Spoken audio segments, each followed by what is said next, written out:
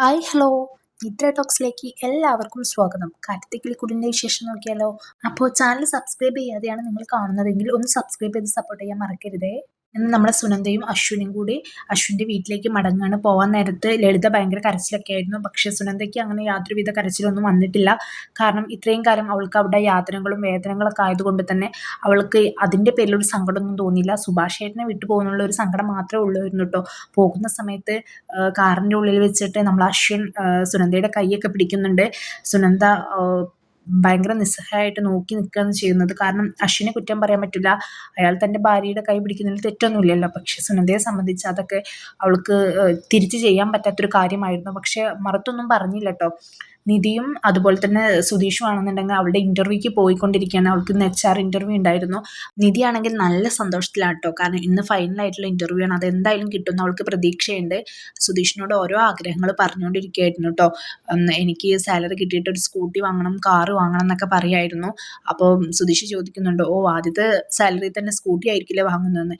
അതൊരിക്കലും പറ്റില്ല എന്ന് നിങ്ങൾക്ക് അറിയില്ല. അങ്ങനെയല്ല, എന്നാലും എല്ലാ മാസം കിട്ടുന്നതെന്നും ഇത്തിരിച്ച് ഇത്തിരിച്ച് എടുത്ത് വെച്ചിട്ട് ഒരു സ്കൂട്ടി എനിക്ക് വാങ്ങണം എന്നൊരു ആഗ്രഹമുണ്ട്. പിന്നെ എനിക്ക് കാറ് വാങ്ങണം. എന്നിട്ട് കാറ് ഡ്രൈവ് ചെയ്ത് പോകുമ്പോൾ ഒരു കയ്യിൽ ഹാൻഡിൽ പിടിച്ചിട്ട് മറ്റേ കയ്യിൽ ഫോൺ പിടിച്ച് സംസാരിക്കണം. അങ്ങനെ എനിക്ക് ഒരുപാട് ഒരുപാട് ആഗ്രഹങ്ങളുണ്ട്.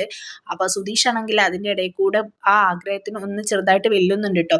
അങ്ങനെ പോകുമ്പോൾ മഴ പെയ്യും, ചെളി തെറിക്കും, അങ്ങനെയൊക്കെ പറയുമ്പോൾ അവൾക്ക് എന്തോ ചടയ്ക്കും. അപ്പോൾ അവൾ പറയുന്നുണ്ട്, ഞാൻ ത്രില്ലായിട്ട് വന്നതായിരുന്നു എന്ന്. പിന്നെ സുധീഷ് പറയും, അങ്ങനെ ഞാൻ പറഞ്ഞതല്ല, ഞാൻ റിയാലിറ്റി പറഞ്ഞതാണ്. എപ്പോഴും നമ്മൾ സ്വപ്ന ലോകത്തല്ലല്ലോ, ഭാവന മാത്രം പോരല്ലോ, വരാനിരിക്കുന്ന കാര്യങ്ങളും കൂടി നമ്മൾ അറിയണമല്ലോ.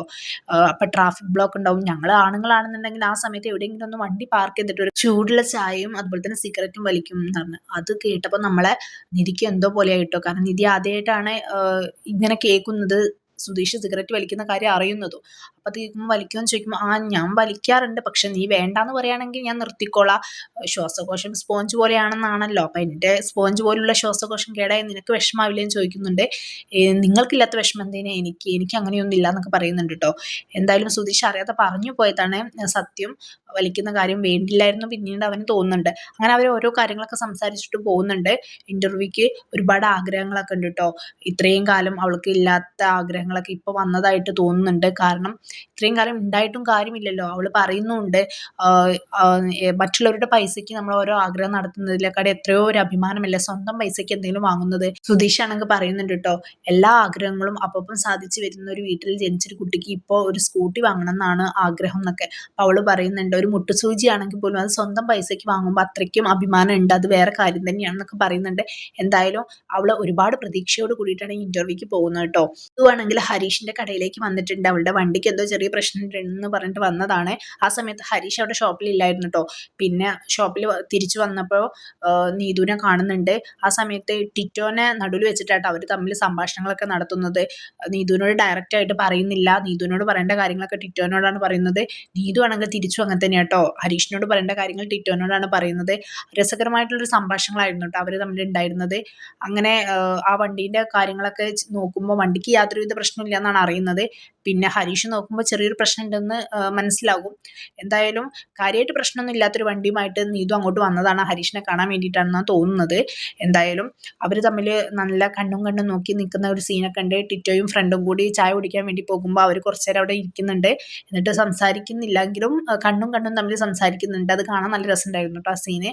അപ്പോൾ എന്തായാലും ഹരീഷ് ഇപ്പോഴും നീതുവിനെ സ്നേഹിക്കുന്നുണ്ട്, അതുപോലെ തന്നെ നീതു ഇപ്പോഴും ഹരീഷിനെ സ്നേഹിക്കുന്നുണ്ട് എന്നുള്ള കാര്യം മനസ്സിലായി. ഹരീഷും നീതും കൂടി ടിറ്റോനെ നടുവിൽ വെച്ചിട്ടുള്ള സംഭാഷണം നല്ല രസമുണ്ടായിരുന്നു. ടിറ്റോ ചായ വേണമെന്ന് ചോദിക്കും, ടിറ്റോ ഇരിക്കാൻ പറയും, ടിറ്റോ വണ്ടി ഇപ്പം ശരിയാവില്ല ടിറ്റോ. ഇതൊക്കെ ടിറ്റോനോടാണ് പറയുന്നത്. നീതുവിനോട് പറയാനുള്ള ഒരു ചടപ്പുണ്ട്. അങ്ങനെ വണ്ടി വൈകുന്നേരം ശരിയാവുള്ളൂ, വൈകിട്ട് വരാൻ പറ ടിറ്റോ എന്നൊക്കെ പറഞ്ഞിട്ട് നമ്മളെ നീതു അവിടെ നിന്ന് പോവുക കേട്ടോ. അങ്ങനെ പോകുന്ന സമയത്ത് ഹരീഷ് ഇങ്ങനെ നോക്കി നിൽക്കുന്നുണ്ട്, നീതു തിരിഞ്ഞു നോക്കുന്നൊക്കെ ഉണ്ട് കേട്ടോ. എന്തായാലും രണ്ടുപേർക്കും ഇപ്പോഴും തമ്മിൽ ഭയങ്കര ഇഷ്ടമാണെന്നുള്ള കാര്യം മനസ്സിലായി. ഹരീഷ് ആണെങ്കിൽ ടിറ്റോനോട് ഒരു ഫോൺ ചെയ്യാനുണ്ടെന്ന് പറഞ്ഞിട്ട് അവളെ നോക്കിക്കൊണ്ടിരിക്കുക കേട്ടോ. അവളെ നോക്കാൻ വേണ്ടിയിട്ട് വെറുതെ അവനൊരു അടവ് പറഞ്ഞതാണ്. സംഭവം അവൻ അവളെ നോക്കണം, അവൾ മറയുന്നത് കിട്ടുന്നത് വരെ കണ്ടു നിൽക്കണം, പക്ഷെ അതുവരെ മുന്നിൽ പറയാനുള്ളൊരു സമരമുണ്ട് കേട്ടോ. എന്തായാലും അവളും തിരിഞ്ഞു നോക്കുന്നുണ്ട്. രണ്ടുപേരും ഇപ്പോഴും ആ പഴയ സ്നേഹമൊക്കെ ഉണ്ട്.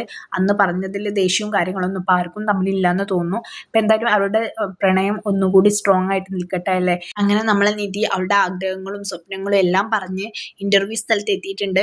നമ്മളെ സുധീഷിനോട് അവിടുന്ന് പോയിക്കോ, ഞാൻ വന്നോളാം എന്നൊക്കെ പറയുന്നുണ്ട് കേട്ടോ. വേണ്ട, ഞാൻ ഇവിടെ നിന്നോളാം, എപ്പോഴും നീ ഇങ്ങനെ തന്നെയല്ലേ പറയാ എന്നോട് പോവാൻ, പക്ഷെ നീ കഴിഞ്ഞിറങ്ങുമ്പോ എന്നെ നോക്കാറില്ലേ, ഞാനിവിടെ ഉണ്ടാവും എന്നുള്ള ഉറപ്പിലല്ലേ ഇങ്ങനെ പറയുന്നത്, ഞാൻ എന്തായാലും ഇവിടെ നിന്നോളാം എന്നൊക്കെ പറഞ്ഞിട്ട് സുധീഷ് അവിടെ തന്നെ നിൽക്കട്ടോ. അങ്ങനെ നമ്മൾ നിധിക്ക് ഓൾ ദ ബെസ്റ്റ് ഒക്കെ കൊടുത്തിട്ട് നിധി ഇന്റർവ്യൂക്ക് പോകുന്നുണ്ട്. അങ്ങനെ നിധി ഇന്റർവ്യൂക്ക് പോയി അവിടെ ഇരിക്കുന്ന സമയത്താണ് വണ്ടിയിൽ വന്നിട്ട് നമ്മളെ സൂര്യൻ ഇറങ്ങുന്നുണ്ട് കേട്ടോ. സൂര്യൻ ഒരു കാറിലൊക്കെ വന്ന് ഇറങ്ങുന്നുണ്ട്. സുധീഷും സൂര്യനും തമ്മിൽ കാണുന്നൊന്നുമില്ല കേട്ടോ. എന്തായാലും സൂര്യന് കയറി പോകുന്നത് ഈ ഒരു കമ്പനിയിലേക്ക് തന്നെയാണ്. അങ്ങനെ നമ്മളെ നിധിക്കാണെങ്കിൽ ആ സമയത്ത് അവളുടെ ഏട്ടത്തിയുടെ കോൾ വരും. അവൾ ഇവിടുത്തെ കാര്യങ്ങളൊക്കെ സംസാരിക്കുകയാണ്. ഞാനിവിടെ വന്ന് വെയിറ്റ് ചെയ്യാന്നൊക്കെ പറയുന്നുണ്ട് കേട്ടോ. അങ്ങനെ ആ സമയത്ത് നമ്മളെ സൂര്യൻ നമ്മളെ നിധിയെ കാണുന്നുണ്ട്. പക്ഷെ നിധി സൂര്യനെ കാണുന്നില്ല. അങ്ങനെ അവിടെയുള്ള ഒരു മാഡത്തിനോട് ചോദിക്കുന്നുണ്ട്, ഇയാൾ ആരാ, ഇയാൾ എന്തിനാ ഇവിടെ വന്നതെന്നൊക്കെ ചോദിക്കുമ്പോൾ ആ കുട്ടിക്ക് ഇന്റർവ്യൂവിൽ പാസ്സായതാണ്, ഇന്നൊരു HR ഇന്റർവ്യൂ ഉണ്ട്, അതിന് വേണ്ടിയിട്ട് വെയിറ്റ് ചെയ്യാന്നൊക്കെ പറയുന്നുണ്ട് കേട്ടോ. അങ്ങനെ ഈ ഒരു അറിവ് കിട്ടിയതിന് അവരോട് താങ്ക്സ് ഒക്കെ പറഞ്ഞിട്ട് ഓഫീസിന്റെ ഉള്ളിലേക്ക് കയറി ചെല്ലുന്നുണ്ട്. അപ്പൊ ഈ കമ്പനിയുടെ ഓണർ നമ്മളെ സൂര്യന്റെ ഫ്രണ്ട് ആയിരിക്കും. അപ്പോൾ ഇന്റർവ്യൂ ചെയ്യാനാണ് ആ ഫ്രണ്ട് അവിടെ ഇരിക്കുന്നത്. പക്ഷേ സൂര്യൻ എന്ത് പറയും, കഴിഞ്ഞ കഥകളൊക്കെ അയാളോട് പറഞ്ഞിട്ട് ആ സമയത്ത് സൂര്യൻ അന്ന് ഇന്റർവ്യൂ ചെയ്യാന്ന് വിചാരിച്ച് അവിടെ ഇരിക്കുന്നുണ്ട്.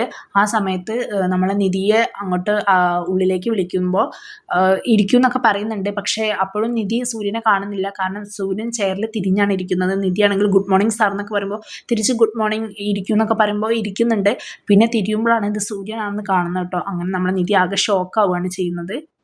എന്നിട്ട് നിധിയോട് ചോദിക്കുന്നുണ്ട്, ഓ ഷോക്കായില്ലേ എന്നെ കണ്ടിട്ട്, എന്നെ ഇവിടെ പ്രതീക്ഷിച്ചില്ലല്ലേ, ഓസ്ട്രേലിയയിലെ പണിയൊക്കെ നിർത്തി ഇവിടെ ഈ കമ്പനിയുടെ മാനേജർ ആയെന്നാവും നീ ഇപ്പോൾ വിചാരിച്ചത്. പക്ഷെ അങ്ങനെയല്ല, ഇതെൻ്റെ ഒരു ഫ്രണ്ടിൻ്റെ കമ്പനിയാണ്. ഇവിടെ ഞാനും അവനും ഒരുപോലെയാണ്. ഞാനും ഇവിടെ കുറച്ച് പൈസയൊക്കെ ഇൻവെസ്റ്റ് ചെയ്തിട്ടുണ്ട്. പക്ഷെ ഞാൻ ഇവിടുത്തെ പോളിസിയിലൊന്നും ഇടപെടാറില്ല. പക്ഷെ ഇന്ന് ഞാൻ ആദ്യമായിട്ടൊന്ന് ഇടപെട്ടിട്ടുണ്ട് എന്നൊക്കെ പറഞ്ഞപ്പോൾ നിധിക്ക് ആകെ എന്തോ ഒരു പേടിയായി. കാരണം ഈ ഒരു ചാൻസും കയ്യിൽ നിന്ന് പോയോ എന്ന് അവൾ വിചാരിക്കുന്നുണ്ട്. അങ്ങനെ അയാൾ കഴിഞ്ഞ കാര്യം പറയുന്നുണ്ട് കേട്ടോ. നീ എന്നെ തേച്ചിട്ട് വേറൊരാളെ കല്യാണം കഴിച്ച് സുഖമായിട്ട് ജീവിച്ചിരുന്നെങ്കിൽ എനിക്കൊരു കുഴപ്പമില്ലായിരുന്നു. പക്ഷെ നീ ചെയ്തത് അങ്ങനെയല്ലല്ലോ എന്നൊക്കെ പറഞ്ഞിട്ട് എന്തായാലും ഇപ്പോൾ ഒരാളെ കല്യാണം കഴിച്ചു, ഒരു പൊളിഞ്ഞ വീട്ടിൽ അയാളുടെ കൂടെ താമസിക്കുന്നു. പിന്നെ കഷ്ടപ്പെട്ടപ്പോൾ വേറെ വേറെ കമ്പനികൾ കയറി ഇറങ്ങി ജോലിക്ക് വേണ്ടിയിട്ട് അന്വേഷിക്കുന്നു. എന്തായാലും നല്ല രസമായി എന്നൊക്കെ പറയുന്നുണ്ട്. അപ്പോൾ അവൾ പറയുന്നുണ്ട് കേട്ടോ, ഞാൻ ഇവിടുത്തെ HR ഇന്റർവ്യൂക്ക് വന്നത്, അല്ലാതെ നിങ്ങളുടെ വാചകടി കേൾക്കാൻ വേണ്ടിയിട്ട് വന്നതല്ല എന്ന് പറഞ്ഞിട്ട് അവിടുന്ന് എണീക്കുന്നുണ്ട് കേട്ടോ. എന്തായാലും ഒരു പക്ഷേ സൂര്യന്റെ സ്ഥാനത്ത് ഫ്രണ്ടായിരുന്നു ഇന്റർവ്യൂ നടത്തുന്നതെങ്കിൽ അയാൾക്ക് ഈ കഴിഞ്ഞ കാര്യങ്ങളൊന്നും അറിയാത്ത പക്ഷം ഈ ഒരു ഇന്റർവ്യൂവിൽ നമ്മൾ നിധി പാസ്സാവുമായിരുന്നു. പക്ഷേ ഇനി അങ്ങനെ സംഭവിക്കുകയോ ഇല്ലേ എന്നുള്ളതൊക്കെ നമുക്ക് കണ്ടറിയാം. ഒരുപാട് പ്രതീക്ഷയോട് കൂടിയാട്ടോ നമ്മളെ പാവം നിധി ഈ ഒരു ഇന്റർവ്യൂക്ക് വന്നത്.